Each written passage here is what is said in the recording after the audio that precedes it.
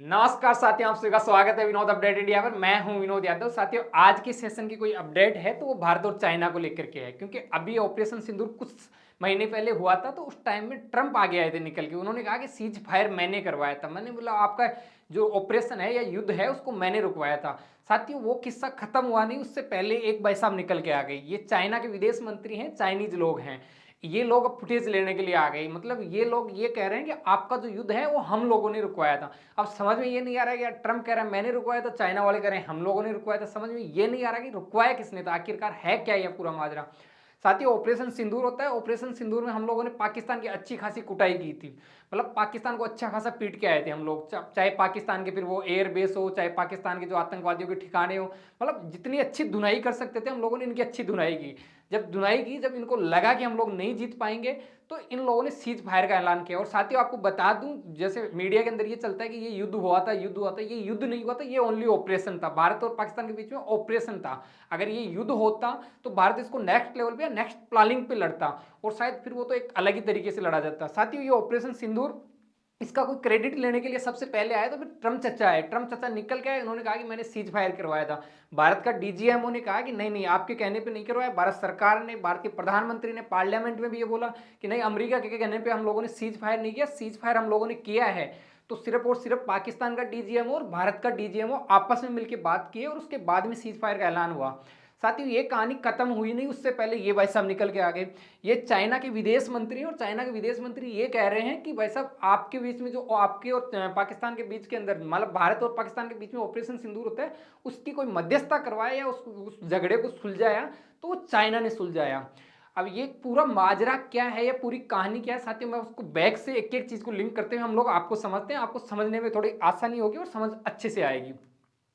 साथियों, ये 22 अप्रैल का वो दिन है जहां पे जम्मू कश्मीर के पहलगांव के अंदर जो, मतलब भारतीय जो सैलानी है या फिर भारत के लोग वहां घूमने के लिए गए हुए थे, तो वहां पे इन पे आतंकवादियों के द्वारा हमला किया जाता है। और ये आप इधर देख सकते हो, यहाँ पे ये व्यक्ति कुछ दिन, मतलब जो घटना हुई उसके 5-7 मिनट पहले ये वहां की फुटेज है, और उसके बाद का ये, मतलब वहां का दृश्य है। साथियों, इसी के बाद भारत सरकार ने बदला लेने के लिए, आतंकवादियों को सबक सिखाने के लिए ऑपरेशन सिंदूर किया। जब ऑपरेशन सिंदूर किया तो उसके बाद में जो पाकिस्तान के अंदर जो जो अपनी बॉर्डर के पास पास में जहां जहां पर भी आतंकवादियों के ठिकाने थे, उनको टारगेट किया भारत सरकार ने या आर्मी ने। साथियों, इनका चाहे मुजफ्फराबाद का हो, सियालकोट का हो, मुर्दके का हो, बावलपुर का हो, मतलब चुन चुन के ये, मतलब इन लोगों के जो जो टारगेट थे, हेडक्वार्टर थे आतंकियों को, उनको निशाना बनाया। और ये वहां की कुछ तस्वीरें निकल के आई, और ये तस्वीरें ये बयां कर रही थी भारत की जो एकदम एक्यूरेटी, 100% एक्यूरेसी के साथ में जो इनके जो बंकर बनाए हुए या इनके हेडक्वार्टर थे, उनको सटीक हम लोगों ने निशाना किया। हम लोगों ने पाकिस्तान की आम जनता को निशाना नहीं किया, ओनली और निशाना बनाया तो हम लोगों ने इनके आतंकवादियों के ठिकानों को किया। साथ ही उसके बाद में जब इनको लगा कि, क्योंकि आतंकवादियों आतंकवादियों के बाद में इनकी दुकान चलती है, आतंकवादियों से इनकी दुकान चलती है पाकिस्तानियों की, तो फिर इनकी आर्मी सामने आती है। और जब आर्मी सामने आती है तो भारत सरकार या भारत की जो आर्मी है फिर वो सामने आती है। फिर ये, मतलब ये हमले दोनों तरफ से होना स्टार्ट हो गए। साथ ही उसके बाद में एक वीडियो बाहर निकल के आता है, ये नूर खान एयरबेस का है, जो वहां का एक व्यक्ति है, वो बताता है कि भाईजान अभी नूर खान एयरबेस में हमला हुआ है। अगर ये वीडियो बाहर नहीं है तो ये तो अब तक ये नहीं माने कि हमारे हमला हुआ है। ये वीडियो इनकी सच्चाई बाहर लेके आता है कि भारत ने नूर खान एयरबेस पे हमला किया है। और नूर खान एयरबेस पे हमला किया तब जाके ये इनकी फड़फड़ाहट थी, या ये जो इन लोगों की वो थी, फड़फड़ाहट कम हुई। साथियों, ये वहां की भी कुछ ये फिर मुकर रहे थे कि हमारे तो यहाँ नुकसान ही नहीं हुआ, हमारे कुछ नहीं हुआ। तो फिर भारत सरकार ने कुछ जो सैटेलाइट से तस्वीरें लेके, और पहले कैसे था और अभी प्रेजेंट में कैसी वहां की लोकेशन थी उनकी बताई। जैसे कि भाई, पहले वहां की लोकेशन ऐसी थी और हमले के बाद में वहां पे इतना नुकसान हुआ, वो एक एक जगह की बताई, चाहे वो बालोरी हो, फिर नूर खान हो, उसके अलावा सुकूर हो, रहीमी यार खान हो, सरगोदा हो, और जोकाबाबाद हो। मतलब ये एक एक लोकेशन को बताया, और एक एक लोकेशन में एक एक चीज को बताया कि पहले ऐसी थी और बाद में ऐसी हुई। ये मतलब हम लोगों ने इनको, मतलब जो कुटाई की उसकी एक एक फोटो बाहर निकल के आई, एक एक तस्वीरें बाहर निकल के आई। साथ ही फिर आता ट्रम्प चचा। ट्रम्प चचा ये था कि ट्रम्प चचा को चाहिए क्रेडिट, वो क्रेडिट की भूखे हैं। वो, उनको ऐसे लगे फुटेज मिलनी चाहिए, हमें लोग जाने कि भाई मैं, मतलब इतना भला आदमी हूँ, मैं इतना भला मानस हूँ कि मैं सब कुछ मैं ही रुकवा रहा हूँ। जबकि ये आदमी आता है, इसने, मतलब ये कहता है मैं सीज फायर का ऐलान कर दिया। और गलती भारत से एक हो जाती है कि जो सीज फायर भारत सरकार करने वाली थी उससे पहले ये आदमी आता है और कहते हैं मैंने सीज फायर करवाया। जब सीज फायर होता है तो साथियों लगभग 3 घंटे बाद में वो सीज फायर टूट जाता है। और 3 घंटे बाद में जब सीज फायर टूटता है तो भारत सरकार का जो डीजीएमओ है, जो डीजीएमओ के अधिकारी थे, उन लोगों ने बताया भी इसके अंदर जो ट्रंप है उसकी कोई मध्यस्थता नहीं थी। पर ट्रम्प ठहरा ट्रम्प, क्योंकि इसको चाहिए फुटेज। तो ये भाई साहब ये लगभग वर्ल्ड के हर मंच पे है, जहाँ पे भी मीटिंग हो, जहाँ पे भी कोई राष्ट्र अध्यक्ष मिले, बस सिर्फ एक ही बात, ये मैंने भारत और पाकिस्तान के बीच के अंदर सीज फायर करवाया तो मैंने करवाया। इसको चाहिए क्या, सिर्फ और सिर्फ एक चीज, क्या, नोवेल का भूखा था। इसको मालूम था कि अगर भारत ये रिकॉग्नाइज कर देगा कि हाँ ट्रंप ने रुकवाया ये, तो मुझे नोवेल मिल जाएगा। पर भारत ने ये किया नहीं, और भारत ने ये मना किया इस चीज के लिए कि भाई आपने नहीं करवाया, आपको क्रेडिट नहीं जाएगा। तो भारत ने इसके बदले में पेनल्टी भी भुगती है, चाहे फिर वो टेरिफ के रूप में हो, चाहे अदर रूप में हो। भारत पे अच्छे खासे पेनल्टी भी लगाई इसने।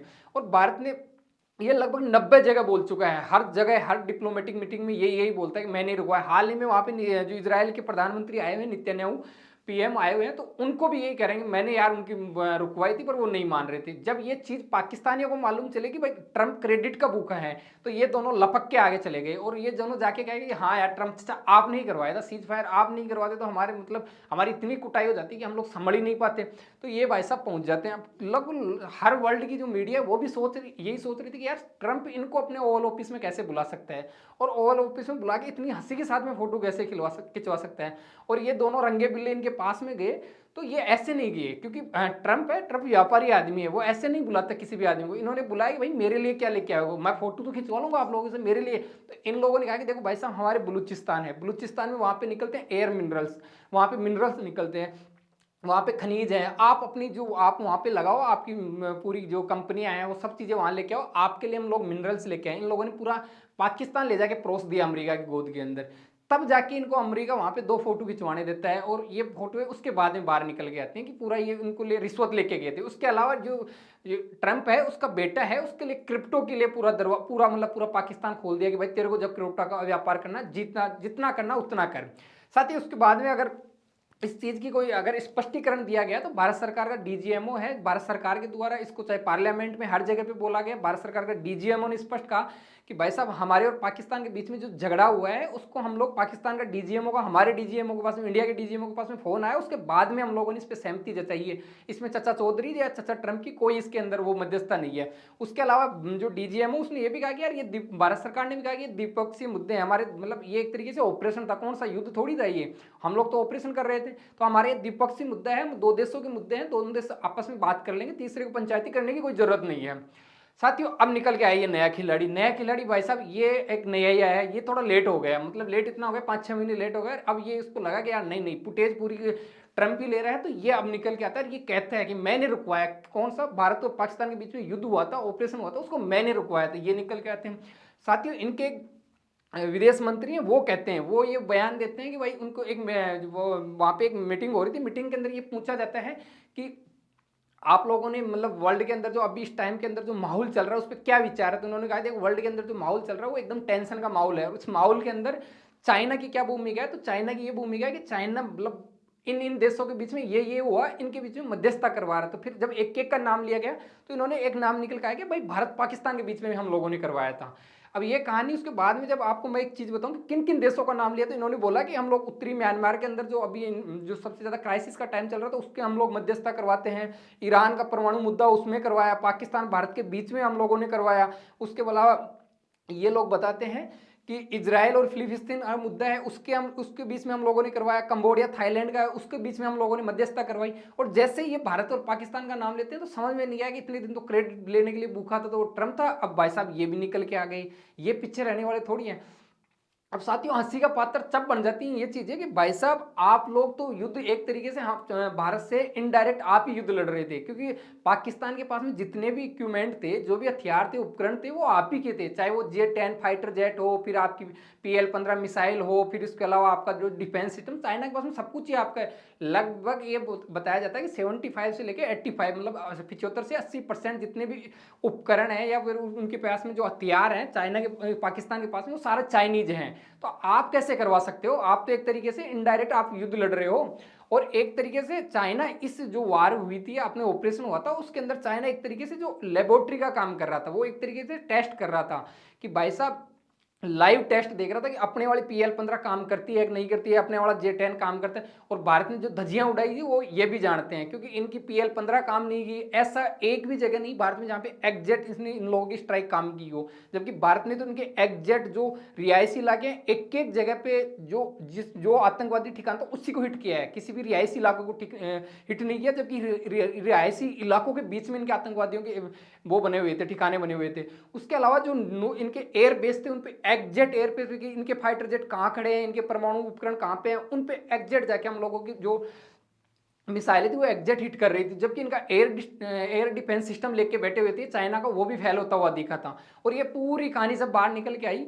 फिर उसके बाद में जब चाइना को लगा कि यार अब कल भारत या 2 या 3 दिन बाद में जब ये वॉर रुकेगी तो भारत ये कहेगा कि हम लोगों ने पाकिस्तान की इतनी कुटाई कर दी और ऐसे ऐसे की, तो अपनी बेइज्जती होगी। क्योंकि पूरे वर्ल्ड को तो ये मालूम है कि भाई साहब जो सामान लेके बैठा हुआ है कौन, पाकिस्तान, वो चाइना का लेके बैठा हुआ है, फिर भी पिटाई हो गई तो अपने सामान की बेइज्जती होगी, अपना सामान कोई नहीं खरीदेगा, अपना मार्केट खराब होगा।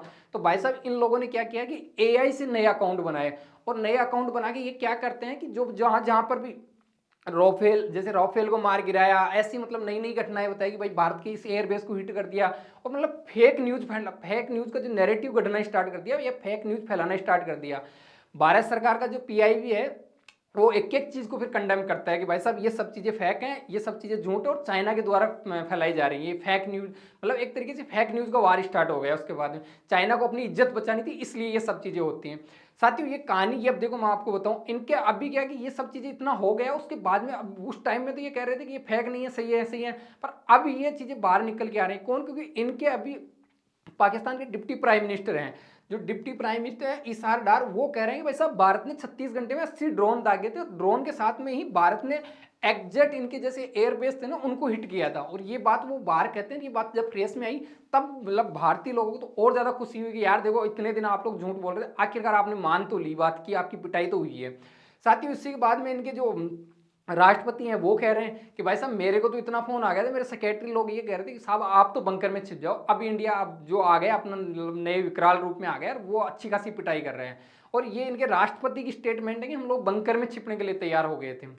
साथ ही उसके बाद में जब ये खबर निकल के आई तो ये मतलब अपने जो विपक्ष के नेता हैं जयराम रमेश, उसने कहा कि भाई चाइना ऐसे कैसे बोल सकता है, चाइना तो कट्टर मतलब दुश्मन है, पाकिस्तान का पूरा सपोर्टर है। तो इस पे भारत सरकार से जवाब मांग रहे थे। अब साथियों कहानी क्या होती है कि भाई चाइना को जरूरत कहां पड़ गई ये चीजें। तो देखो चाइना को जरूरत इसलिए पड़ गई, मैं आपको ये चीज समझाऊं, क्योंकि अभी जो वर्ल्ड के अंदर जो टाइम चल रहा है उसके अंदर दो ही पावरफुल कंट्रीज हैं, इकोनॉमी में पावर देख लो या फिर डिफेंस में देख लो, चाइना और रशिया है, जो चाइना और USA हैं।